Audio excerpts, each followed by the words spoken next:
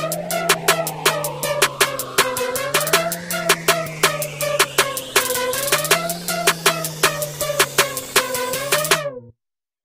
pagi peserta didik. Bagaimana kabar anak-anak semua? Bapak harapkan pada pertemuan yang ketiga peserta didik dalam keadaan sehat dan bisa mengikuti pelajaran dengan menyenangkan. Materi kita yang ketiga dalam pelajaran bab yang pertama adalah bagian F, pembulatan dan penafsiran pecahan. Dalam pembulatan pecahan, hari ini kita akan membahas pembulatan pecahan biasa dan campuran. Yang kedua, pembulatan pecahan desimal. Yang ketiga, pembulatan persen. Sekarang kita ambil poin yang pertama, pembulatan pecahan biasa dan campuran. Dalam pembulatan pecahan biasa dan campuran, kita akan mengubah pecahan biasa dan campuran ke bilangan bulat. Jadi kita mengubah pecahan biasa dan campuran ke bilangan bulat. Tujuannya untuk mempermudah, mempermudah kita dalam menghitung. Bisa itu dalam bentuk penjumlahan, bisa itu dalam bentuk pengurangan, pembagian dan perkalian. Jadi mempermudah. Sekarang perhatikan bagaimana cara pembulatan pecahan biasa dan campuran ke bilangan bulat yang terdekat. Perhatikan, Bapak kasih satu contoh pecahan biasa. Pecahan biasa itu di materi pertama kita sudah belajar bahwa pecahan biasa itu adalah pecahan yang memiliki pembilang dan penyebut. Sekarang Bapak kasih contoh 3/4. Dalam pembulatan pecahan biasa 3/4, kita bisa menggunakan yang namanya garis bilangan. Garis bilangan ke bilangan bulat. Kita buat sebuah garis bilangan. 3/4 ini kemana nanti pembulatannya? Ke bilangan bulat. Kita buat garis bilangan. Dalam membagi garis bilangan, kita harus membagi garis bilangan itu menjadi bagian yang sama. Dimulai dari yang pertama itu titik pertama 0, diikutin 1/4, terus diikutin 2/4, diikutin 3/4. Ketika sebuah pecahan biasa itu memiliki penyebut dan pembilang angka yang sama, dalam bilangan bulat itu bisa dikatakan menjadi 1 atau 4/4 sama dengan 1. Jadi perhatikan posisi pecahan biasa 3/4 ini pada garis bilangan pecahan tersebut. Sekarang kamu perhatikan, mendekati ke angka 0 atau ke angka 1 pada bilangan bulat. Nah, kita lihat, ternyata pecahan 3/4 mendekati ke 4/4 atau sama dengan 1. Maka 3/4 kita bulatkan menjadi 1 kepada bilangan bulat. Itu pecahan biasa. Terus yang kedua, pecahan campuran. Kalau pecahan campuran kamu pun sudah pernah sudah Bapak ajarin bahwa pecahan campuran itu terdiri dari bilangan bulat dan pecahan. Contoh yang kedua, bagaimana cara kita membulatkan pecahan campuran 1/7. Kita bisa menggunakan garis bilangan, tapi kita tidak usah menggunakan garis bilangan pecahan. Kita hanya bisa, coba kamu perhatikan, mungkin kamu bisa menganalisa 1/7 itu dekat ke 0 atau ke 1 kalau menurut kamu. Perhatikan, kalau kita perhatikan 1 itu sudah jelas lebih dekat ke 0. Maka 1/7 kita lakukan pembulatan menjadi 3. Terus contoh yang ketiga, coba kamu perhatikan. 4/9/10. Kita lakukan lagi pembulatan pecahan campuran. 9 kamu perhatikan. Pembilangnya kamu perhatikan. Apakah itu dekat ke 0 atau ke 1? Ya, kalau dia dekat ke 1, maka 1 ini ditambah dengan bilangan bulatnya menjadi 5. Jadi 4/9/10 pada pecahan campuran. Kalau kita lakukan pembulatan ke bilangan bulat, 4/9/10 menjadi 5. Jadi kita bisa menggunakan garis bilangan. Tapi setelah kita paham dengan garis bilangan, kita bisa menganalisa, ya, apakah dekat ke 0 atau dekat ke 1. Terus yang kedua, kita akan pelajari lagi tentang pembulatan bila pecahan desimal. Ya, pecahan desimal. Pecahan desimal itu bisa kita lakukan pembulatan, bisa ke satuan, ya, bisa ke satuan, bisa ke puluhan terdekat, bisa ke ratusan, bahkan bisa ke ribuan, puluhan, ratusan. Jadi kita akan mempelajari pembulatan pecahan desimal ke satuan terlebih dahulu. Kita pelajari pembulatan ke satuan. Ya. Kita sudah tahu kalau pecahan desimal itu adalah bilangan yang memiliki tanda koma. Ya. Sekarang kita ambil satu contoh pembulatan pecahan desimal ke satuan. 6,3. 6,3. Ya. Itu pembulatannya ke satuan menjadi 6. Ya. 6,1 itu tetap menjadi 6. 6,2 menjadi 6. Ya, perhatikan. 6,3 itu menjadi 6. 6,4 itu tetap 6. 6,5 itu sudah menjadi 7. Ya, dari mana 7? 6 tambah 1. Terus 6,6 itu sama dengan 7 pembulatannya. Sampai nanti, ya, 6,9 pembulatannya ke satuan menjadi 7. Jadi coba kamu perhatikan anak-anak. Kunci dalam pembulatan pecahan desimal, kita harus melihat satu angka di belakang koma, ya, satu angka di belakang koma, atau persepuluhannya. Jika persepuluhannya angkanya mulai dari 1 sampai dengan 4, maka pembulatannya menjadi 0, ya, angka persepuluhannya. Jika angka persepuluhannya atau satu angka di belakang koma, kalau kita melakukan pembulatan ke satuan, memiliki angka 5, 6, 7, 8, 9, maka pembulatannya itu menjadi 1.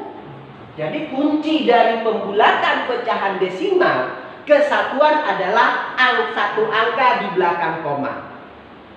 Secara kesimpulannya, jika angka di belakang koma memiliki angka 0 sampai dengan 4, maka pembulatannya menjadi 0. Ya, yang pembulatannya ya, bukan bilangan bulatnya. Kalau persepuluhannya atau satu angka di belakang koma memiliki angka, ya, 5, 6, 7, 8, 9, maka persepuluhannya itu pembulatannya menjadi 1. Itu kunci dalam pembulatan desimal ke satuan. Terus yang kedua, pembulatan desimal ke puluhan. Ya, kalau dia puluhan, berarti itu yang bisa kita bulatkan adalah bilangan desimal yang memiliki 2 angka di belakang koma.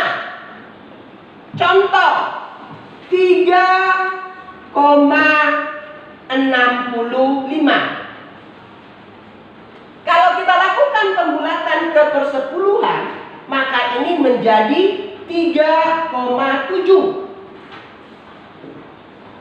Apa yang perlu kita perhatikan dalam pembulatan desimal ke puluhan? Yang kita perhatikan adalah perseratusannya. Jadi yang kita perhatikan perseratusannya. Jika perseratusannya sama seperti dengan satuan, jika perseratusannya angkanya 0 sampai dengan 4, maka itu pembulatannya 0. Yang dibulatkan itu adalah perseratusannya, ya, bukan puluhannya. Jika perseratusannya itu memiliki angka 5, 6, 7, 8, 9, maka perseratusannya itu menjadi 1. Makanya ini 3,65 dibulatkan ke puluhan menjadi 3,7. Hasilnya dari mana? 3, bilangan bulat tetap, karena yang kita bulatkan adalah puluhan. 6 ini kok bisa menjadi 7? Karena perseratusannya angkanya 5, maka ini menjadi 1. 1 tambah 6 menjadi 7. Jadi seperti itulah pembulatan yang namanya pecahan desimal menjadi puluhan. Ingat ya, yang kita lihat perseratusan. Terus, bukan ya perseratusan. Terus kalau kita mengubah pecahan desimal ke ratusan, yang kita lihat adalah perseribuannya. Tetap angkanya itu kalau perseribuannya 1 sampai dengan 4, itu pembulatannya 0. Kalau perseribuannya angkanya 5, 6, 7, 8, berarti perseribuannya ditambah 1. Ya, contoh, kalau dia pembulatan ke ratusan, berarti kita menggunakan bilangan desimal ribuan. Berarti ribuan itu berapa? 3 angka di belakang koma. Contoh, 6,932. 932. Membaca bilangan desimal itu bisa 932 per 1000 atau 6,932. Kalau kita mau mengubah pembulatan ke ratusan, maka yang kita lihat perseribuannya. Kalau perseribuannya 2, ini menjadi 0. Maka pembulatannya adalah 6,93. Ya, kenapa? Karena perseribuannya 2. 2 ini dianggap 0. Terus yang ketiga, kita akan melakukan pembulatan ke persen. Persen itu adalah per 100. Biasanya persen ini pembulatannya hanya bisa dilakukan ke puluhan. Ya, puluhan. Contoh, coba kamu perhatikan, ya. 63% ini kita bulatkan ke puluhan menjadi 60%. Ya, 65% itu dibulatkan menjadi 70%. Kuncinya dalam pembulatan persen, kalau satuannya 0 sampai dengan 4, ya, satuannya kita ini adalah bilangan bulat. Satuannya 0 sampai dengan 4. Kalau 0 sampai dengan 4 ini artinya 0, 1, 2, 3, 4. Itu menjadi 0. Jika satuannya mulai dari angka 5 sampai dengan 9, itu menjadi 10. Ya, 5, 6, 7, 8, 9. Maka pembulatannya menjadi, makanya 63. Perhatikan persen menjadi 60. Kenapa? Karena 3 ini berada di antara angka 0 sampai dengan 4. Sementara 65, kenapa bisa 70? Karena 5 itu berada di antara 5 sampai dengan 9, berarti pembulatannya 10. Makanya 65% menjadi 70. Dari mana datangnya? 65 sekarang sudah dirubah menjadi 10. Makanya 60 tambah 10 menjadi 70%. Ya, jadi ingat, dalam pelajaran pembulatan Ya, kita masih membahas tentang pembulatan, belum penafsiran. Ya, jadi materi kita tentang pembulatan hari ini akan Bapak ringkas atau rangkum bahwa pembulatan pecahan dapat kita lakukan, ya, pecahan biasa dan campuran, pecahan desimal dan persen.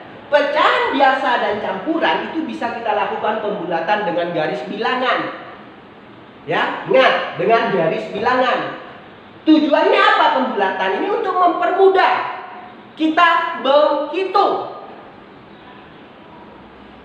Yang kedua adalah pembulatan desimal. Pembulatan desimal bisa kita lakukan ke satuan, puluhan, dan ratusan. Terus yang ketiga adalah pembulatan pecahan persen. Yang kita lakukan pembulatan persen hanya ke puluhan terdekat. Itulah materi kita tentang pembulatan pecahan biasa dan campuran, desimal dan persen. Perhatikan peserta didik, materi kita yang terakhir pada bab pertama, ya, adalah penafsiran pecahan persen. Dalam penafsiran pecahan persen ada aturan yang perlu kamu ketahui. Ini artinya tetap aturannya.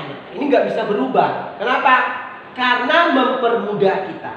Perhatikan, ya, kalau persen dari 0% sampai 100%, namanya persen per 100. Tapi pada garis bilangan pecahan, ya, itu bisa kita bagi menjadi 4/4 atau 1.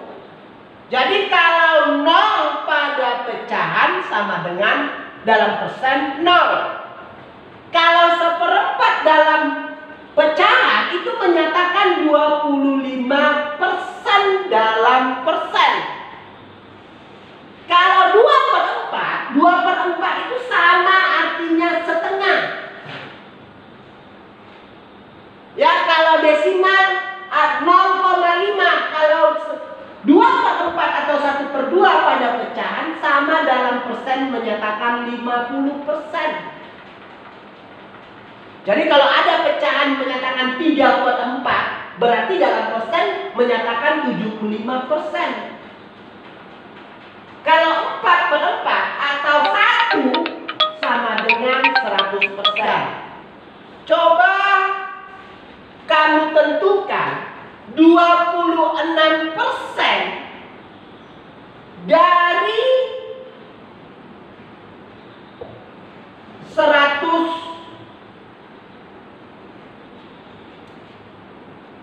Lihat pembulatannya. Kalau 26 sesuai dengan aturannya, itu adalah pembulatannya menjadi 25%. 25% itu sama dengan 1/4. Bagaimana kita mencari 26% dari 100 itu berapa bagian? Maka kita ganti 26 itu pembulatannya adalah 25 dalam aturan penafsiran. Maka 25 itu sama dengan 1/4 kali 100.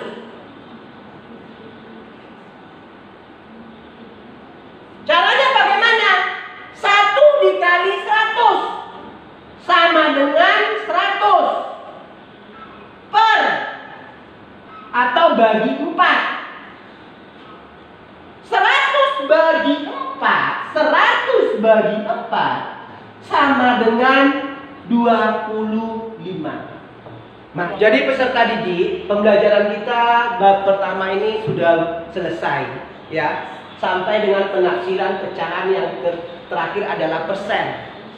Mudah-mudahan bagi peserta didik dapat memahami pembelajaran matematika pada bab 1 pada pertemuan ketiga. Bapak harapkan tetap Bapak memberikan saran, nasihat kepada peserta didik. Semangat dalam belajar walaupun kondisinya dalam keadaan COVID. Salam dan semangat belajar.